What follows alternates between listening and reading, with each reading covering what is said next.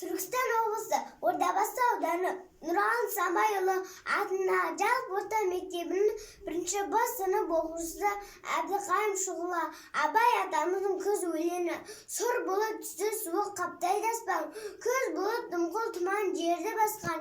Білмеймін тойғаныма, тоңғаныма, жұлқ ойнап бия қашқан, тай жарысқан. Жасыл шөп бәйшешек жоқ бұрынғыдай, жастар күлмес, жүгірмес бала шулай. Қайшы шал кемпір түсі кетіп, жапырағынан айырылған ағаш қорай.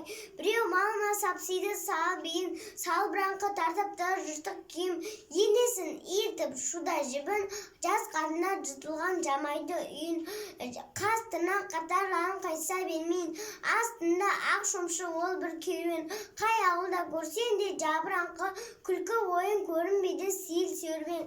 Кемпір шал құржан қағып бала бірсең, көнісіз қара суы қырда жүрсең, кемік сүйек сорпа су тимеген сон, үйде ит жоқ шыққан аулап қайда көрсең, көнісіз тозған от жоқ елдің маңы, тұман болады жел соқсан шан тозаны, от жақпаған үйінің сұры қашып, ыстан қорыққан қазақтың құрсын заны.